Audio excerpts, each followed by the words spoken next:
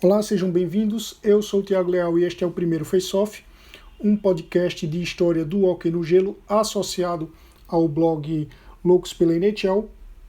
Hoje é 24 de setembro, uma quinta-feira, 24 de setembro de 2020, uma quinta-feira entre os jogos 2 e 3 da final da Copa Stanley de 2020.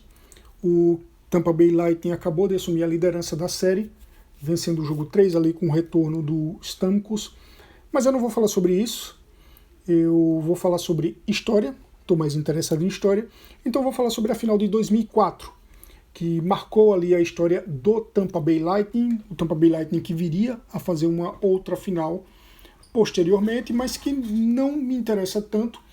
O episódio anterior eu fiz sobre as 3 finais da franquia Stars, esse eu vou me concentrar em 2004, porque foi especial.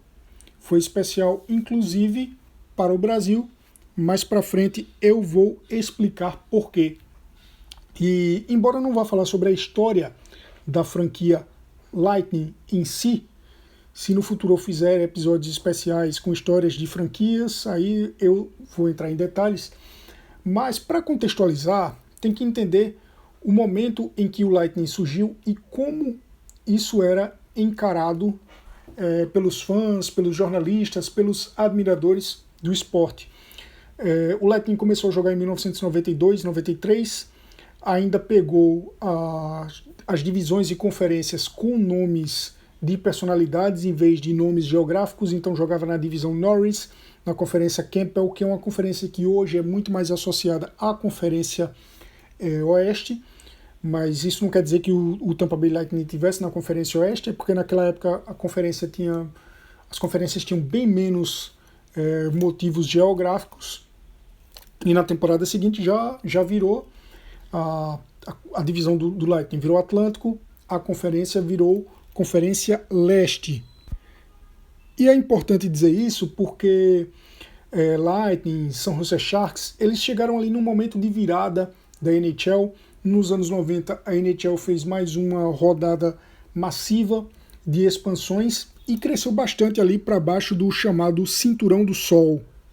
Então as franquias de cidades quentes, vamos dizer assim, e consequentemente menos tradicionais no hóquei, elas começaram a aparecer em maior número, em maior profusão. Então você tinha o San Jose Sharks, tinha o Tampa Bay Lightning, aí depois vieram Mighty Ducks of Anaheim, Florida Panthers, Nashville Predators, Atlanta viria a ter uma segunda chance com o Atlanta Thrashers, o Winnipeg Jets mudou para o Arizona, virou o Phoenix Coyotes, o Hartford Whalers mudou para Carolina, virou Carolina Hurricanes, se bem que o Carolina do Norte nem é tão quente assim. O Minnesota North Stars foi para Dallas, virou o Dallas Stars. Dallas, apesar de ser bem no sul, ser no Texas, também não é uma cidade tão quente, é uma região alta que neva, mas enfim, estava ali naquele contexto, naquela área de cidades não tão tradicionais do hóquei, e isso fazia com que torcedores, fãs, jornalistas, admiradores mais conservadores torcessem o nariz. Eles eram mais a favor que o hóquei fosse jogado ali em cidades que têm um clima mais propício para a prática, e quando eu digo clima, eu não me refiro apenas ao tempo, não me refiro apenas ao clima geográfico, mas também a atmosfera das pessoas, dos torcedores, das arenas. Então, por exemplo, tem um artigo do USA Today, que o jornalista Ted Montgomery, falando sobre a rivalidade entre Colorado Avalanche e Detroit Red Wings, que ele defendia ser a melhor coisa dos anos 90 para o hóquei. Em algum momento ele disse que não está interessado que ele evita pensar que vai ter um jogo entre Tampa Bay Lightning e Mighty Ducks of Anaheim. Então era com essa visão que esses times novos eram vistos. E de quebra, a gente ainda não tinha esse teto salarial organizado. Então os times não tinham tanta limitação no seu poderio financeiro, e algumas franquias naturalmente atraíam menos interesse, que era o caso do Tampa Bay. E por isso era um negócio bem desequilibrado, esses times eram menos favorecidos e os resultados não eram tão bons assim. É tanto que nas suas primeiras temporadas, até 2004, que é a temporada que a gente vai tratar hoje, temporada 2003-2004, até essa temporada, o Lightning só tinha chegado aos playoffs 2 vezes. Em 96, quando foi eliminado na primeira rodada para o Philadelphia Flyers, e em 2003, quando passou pelo Washington Capitals na primeira rodada. O Washington, nessa época, tinha um azar muito grande em playoffs e perdeu na segunda rodada para o New Jersey Devils, que viria eventualmente a ser campeão da Copa Stanley daquele ano. A essa altura, o Tampa Bay Lightning já era treinado pelo John Tortorella, que viria a ser o técnico em 2004, também em 2003 e 2004, e já tinha boa parte do time para a próxima temporada.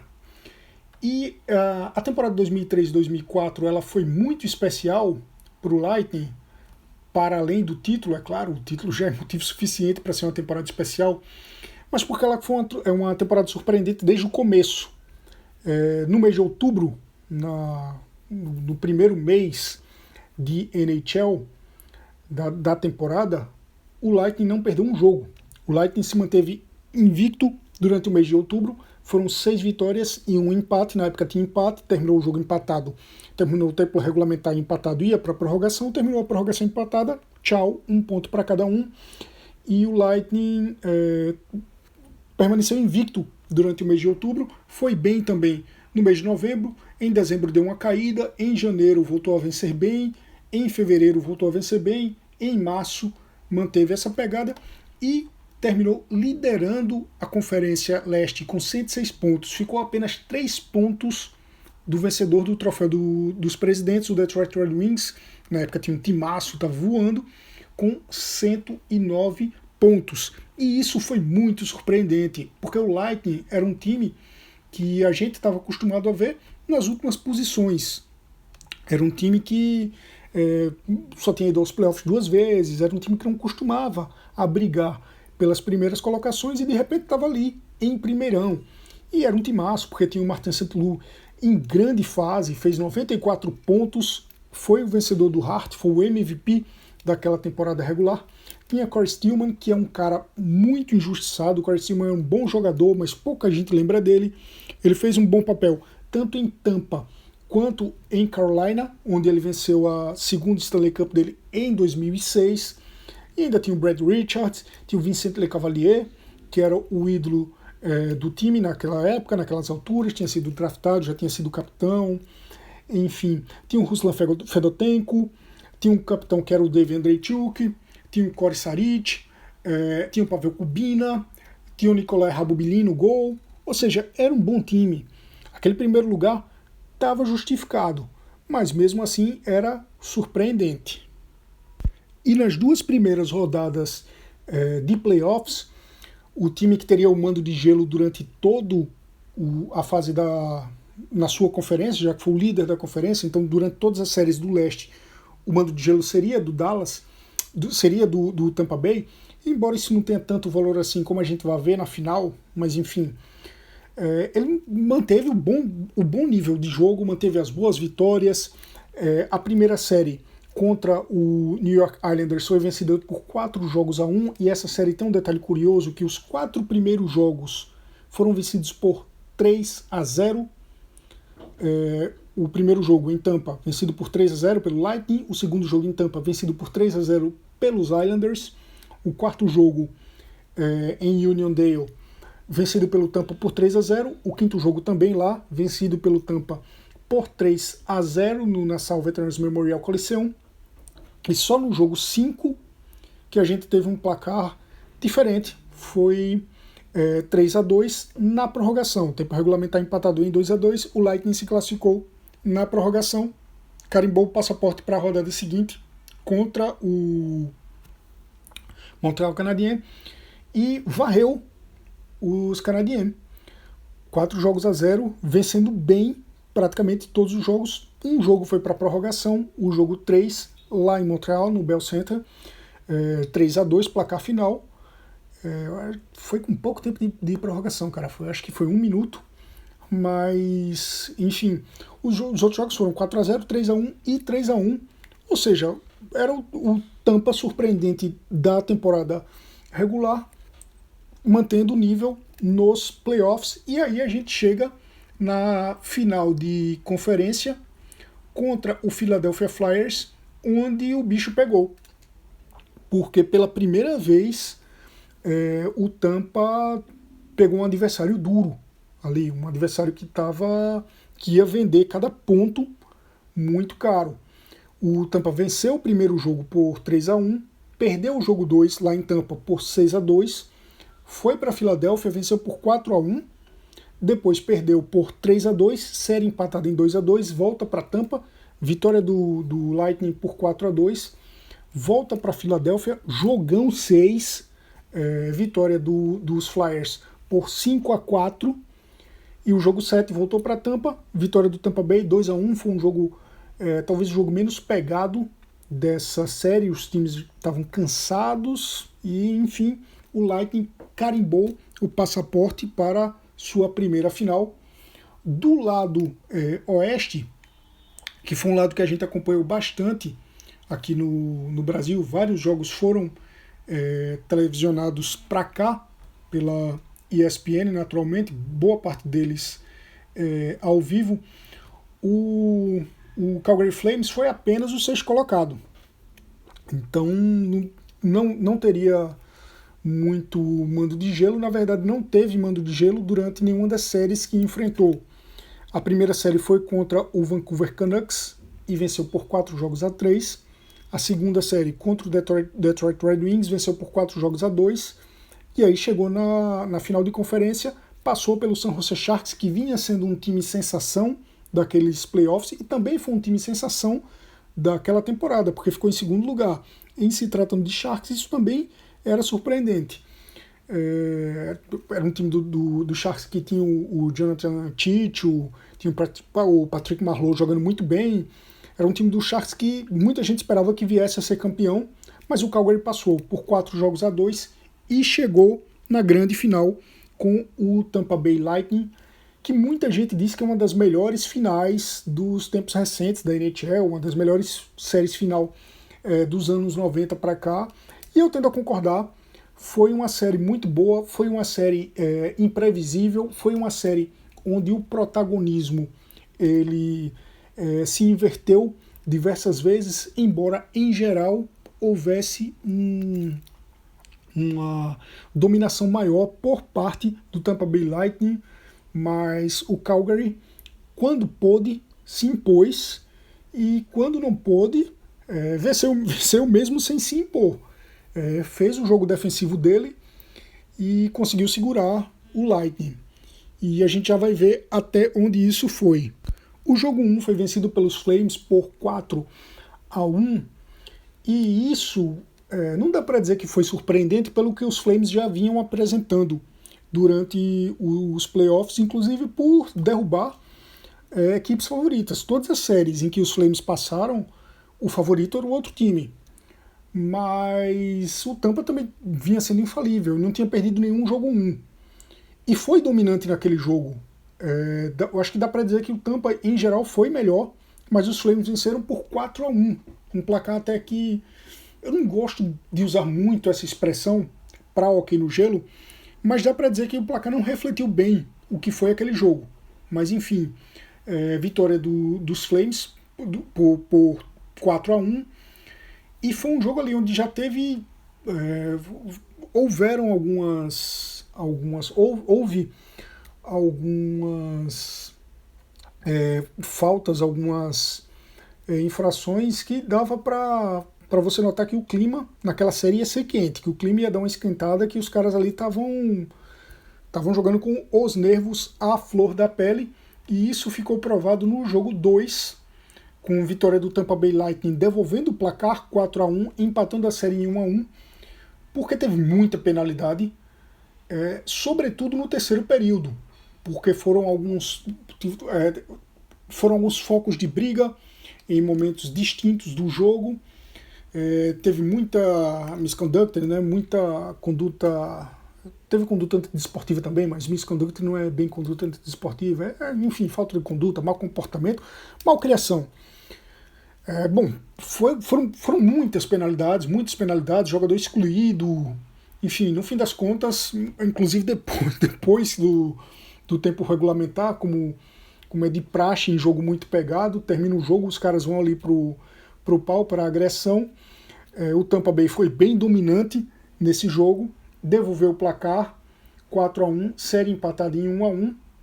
A série vai para Calgary, um jogo um pouco mais frio que esses dois primeiros jogos, equilibrado, um dos jogos mais equilibrados dessa série. Na verdade, tanto esse jogo 3 quanto o jogo 4, os dois jogos em Calgary foram bem equilibrados, mas enfim, o ponto é que o Calgary venceu por 3-0 e voltou à liderança na série 2-1. Foi talvez o jogo mais frio da série até então, ou talvez não, talvez o jogo mais frio tenha sido a finalíssima, o jogo 7, mas enfim, foi um jogo frio para os que, em comparação aos jogos anteriores.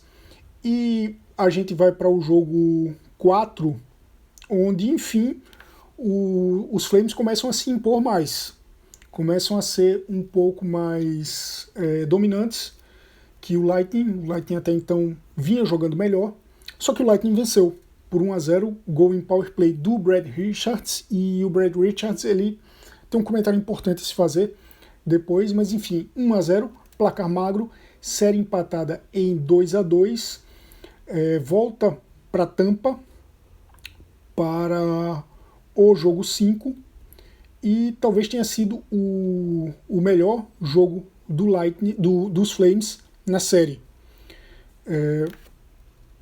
O Lightning também foi muito bem no jogo 6, que viria a seguir, mas eu acho que o melhor jogo os Flames também foram muito bem no jogo 6, que viria a seguir, mas eu acho que o melhor jogo que fez foi esse jogo 5, em Tampa. Venceu por 3-2 na prorrogação, com o gol do Alex Hapkin, e dominou o Tampa em presença ofensiva, em chutes a gol. Acho que se esforçou tanto nos primeiros períodos de jogo que até o Tampa estava um pouco mais em controle na prorrogação, mas mesmo assim o Sapkin marcou. Os Flames venceram. Esse jogo está na íntegra no YouTube. Eu acho que todos os jogos dessa série estão na íntegra no YouTube, não tenho certeza, mas enfim, o jogo 5 tem na íntegra lá. E com essa vitória, se impondo desse jeito, já vinha se impondo no jogo 4, apesar de ter perdido, assumindo a liderança da série por 3-2, a série voltando para Calgary, a expectativa era que, enfim, o Calgary ia deslanchar e iria vencer a série, iria vencer a Copa Stanley, iria fechar em casa com chave de ouro diante da torcida apaixonada que estava lotando a arena. E de fato o Calgary foi muito bem no jogo 6, liderava a série por 3-2, e foi muito bem no jogo 6, que foi vencido pelo Lightning na segunda prorrogação, com o gol do Martin St. Louis. Cara, torcedor do Lightning deve ter sofrido muito nessa série final, nesse jogo 6 em particular, porque o time estava em desvantagem na série, o time estava em desvantagem naquele jogo, o Calgary vinha jogando melhor, era em Calgary, a arena estava toda com um clima favorável, mas não aconteceu. O St. Louis foi lá, salvou a pátria. Esse jogo que começou com um gol do Brad Richards, e é bom frisar isso aí. O primeiro gol do jogo foi do Brad Richards no segundo período. O Brad Richards, na verdade, fez um outro gol também no segundo período, também no segundo e no terceiro período. Enfim, o Brad Richards fez 2 gols no jogo, ambos em power play. É importante porque foram gols do Richards, e eu já vou explicar por quê. Mas enfim, St. Louis fez o gol salvador da pátria, garantiu o Lightning vivo na série, empatado em 3-3, volta para Tampa para o jogo final em Tampa. Redundância, eu acabei de dizer, volta para Tampa, no St. Pete Times Forum. Só que o fato de ser em casa para o Lightning talvez não fizesse diferença, porque essa série estava até parecendo que quem joga fora de casa leva mais vantagem. Foi uma série em que cada time venceu 2 jogos fora de casa e só um jogo em casa. Só que eram 2 times que estavam mortos por uma série tão intensa, sobretudo esse jogo 6 com 2 prorrogações. Então talvez essa finalíssima tenha sido o jogo mais fraco da série. E o Ruslan Fedotenko marcou no primeiro período, o Ruslan Fedotenko marcou no segundo período, 2-0. O Calgary descontou na metade do terceiro período. O Calgary estava visivelmente muito mais cansado que o Lightning. Tem um jogo na íntegra também no YouTube, dá para verificar isso aí. Deu um gás maior no terceiro período para tentar empatar, vinha perdendo de 2-0 até então. Descontou com Craig Conroy em power play, mas não foi suficiente. Teria uma penalidade a favor do Dave Andreychuk, do capitão do Tampa, no final do jogo, só que tinha cometido uma penalidade antes, então nem aproveitou tanto tempo assim de power play, e no fim das contas o Lightning venceu sua primeira Copa Stanley. O clima na arena, no St. Pete Times Forum, estava muito legal.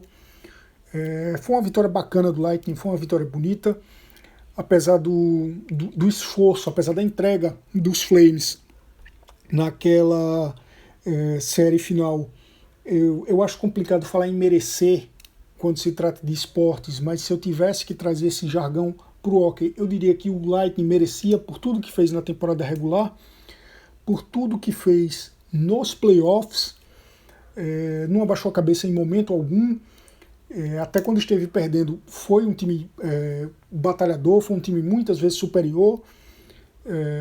Os Flames foi que cresceram muito nessa série e bateram ali no mesmo nível do Lightning, mas o Lightning mereceu esse campeonato e foi uma Copa Stanley que provava de vez que essas equipes que vieram ali de baixo, essas equipes de expansão que vieram de baixo do cinturão do sol, elas tinham seu lugar e tinham sua relevância na NHL, isso antes do teto salarial. Você teve o Florida Panthers chegando numa final, um assunto muito legal para abordar depois. Você teve o Dallas Stars vencendo uma Copa e chegando à final da outra. Tanto que eu disse que foi a franquia que se meteu ali nos dominantes New Jersey, Detroit e Colorado naquele período. Você teve o Anaheim, o Mighty Ducks of Anaheim, chegando a uma final. Então eles se provaram, eles mostraram que mereciam seu lugar, as franquias mostraram que elas mereciam seu lugar ali numa liga que estava se expandindo, talvez por motivos comerciais, talvez por razão de mercado, mas que no final de contas tinha um mérito desportivo a ser contemplado. E assim o Lightning chegou à sua primeira Copa Stanley sem nenhuma contestação, e vale a pena repassar o elenco porque todos foram muito importantes. Como eu falei, o Martin St. Louis foi o MVP da temporada regular e foi muito bem nos playoffs também. O Frederic Modin foi muito bem nos playoffs, o Vincent Lecavalier foi muito bem nos playoffs, o Fedotenko foi muito bem nos playoffs, foi salvador, como eu falei, ali no jogo final, marcou o gol vencedor. Só que tem o Brad Richards, o cara que ganhou com o Smith, foi o MVP das finais, porque além de ter salvo o jogo 6, impedindo que o Calgary vencesse em casa e trazendo a série de volta para Tampa, marcando 2 gols no tempo regulamentar, os 2 gols. Na verdade, não foi ele que garantiu o empate, porque os Flames que empataram, mas enfim, foram gols salvadores. Afinal de contas, se não tivesse acontecido, os Flames teriam vencido. Tem uma característica muito especial do Brad Richards nessa temporada, nos playoffs e na temporada regulamentar, na temporada regular. Por isso que eu disse no jogo, acho que foi o jogo 5 ou foi o jogo 4, Eu disse, preste atenção, o Brad Richards marcou um gol. Porque em todos os jogos, em nenhum jogo que o Richards marcou, o Lightning perdeu. Ou venceu ou empatou. Foram 26 gols na temporada regular. Eu não sei dizer quantos jogos foram, porque teve jogo que marcou mais de um gol. E foram 12 gols nos playoffs. E em nenhum jogo que o Richards marcou. Richards, um cara da Prince Edward Island, uma província do Canadá, que fornece bem menos jogadores para a NHL do que Ontário, Quebec, British Columbia, Alberta. Enfim, foi o grande herói do Tampa Bay nessa finalíssima. E eu disse que foi uma final bem especial para o Brasil. E foi por 3 motivos, eu diria. Primeiro, porque foi uma final em que eu acho que todos os jogos da série passaram ao vivo aqui para o Brasil, com o André José Adler narrando, o saudoso André José Adler, querido André José Adler, e o Marco Alfaro comentando. Foi uma final que contou com um jogador nascido no Brasil, o Robin Regehr, defensor do Calgary Flames. Então teve matéria no Globo, no jornal, acho que escrita pelo próprio André José Adler, sobre o Regehr. Tudo bem, o Regehr é canadense, nasceu no Brasil por acaso, porque os pais eram missionários, estavam viajando. O irmão dele nasceu nas Filipinas, se eu não me engano, na Indonésia, mas enfim, só para mostrar que o local do nascimento das crianças tem muito mais a ver com a ocupação do pai do que qualquer coisa. Ele não cresceu aqui, não é brasileiro, mas isso era um motivo curioso. E talvez o motivo principal é porque foi a última transmissão de hóquei no gelo para o Brasil em bom tempo, em bastante tempo. Quando foi que a NHL voltou para a ESPN? 2010 ou 2011, se eu não me engano. A última foi ali, em 2004. Foi naquela finalíssima entre Lightning e Flames. Porque, deixa eu verificar aqui a data, foi no dia 7 de junho de 2004. Porque depois disso a NHL entrou num lockout, passou a temporada 2004-2005 inteira de lockout. Os contratos foram todos revisados, todos renegociados, e a ESPN parou de transmitir a NHL e assim ficou por um bom tempo. E a gente que não tinha uma internet tão bacana ainda, em 2005, 2006, por exemplo, quando a temporada voltou, não tinha como acompanhar. A gente só podia escutar por rádio mesmo, pela rádio dos times. Não dava, não tinha como considerar comprar um streaming ainda. A gente já tinha as conexões a cabo, mas elas ainda não eram tão boas. E isso mudou um pouquinho para frente. Um pouquinho para frente a conexão começou a melhorar e aí a gente podia comprar o streaming e assistir em casa mesmo. Mas foi a gente passou um tempinho na falta, passou um tempinho na saudade, e a gente acabou se despedindo desse período de NHL na televisão brasileira em grande estilo, com uma belíssima série final, com bons playoffs, com uma belíssima série final e com um campeão merecedor de cada gol, de cada ponto marcado e do troféu que levantou. O Tampa Bay voltou à final em 2015, perdeu para o Chicago Blackhawks, não é isso? E volta à final agora em 2020. Enfim, boa sorte para o Tampa Bay Lightning, boa sorte para o Dallas Stars também. E essa foi a história da final de 2004, uma final muito especial em todos os sentidos. Para o Lightning, para o hóquei no gelo, que provou que podia ganhar mercado, só reforçou isso depois com títulos do Carolina, do Anaheim, com o Nashville fazendo um grande papel. E importante para o Brasil, muito bom para o Brasil, pelos motivos que eu já falei. É isso. Parabéns aos torcedores do Lightning que lembram, são boas lembranças. E o episódio fica por aqui. Até o próximo jogo.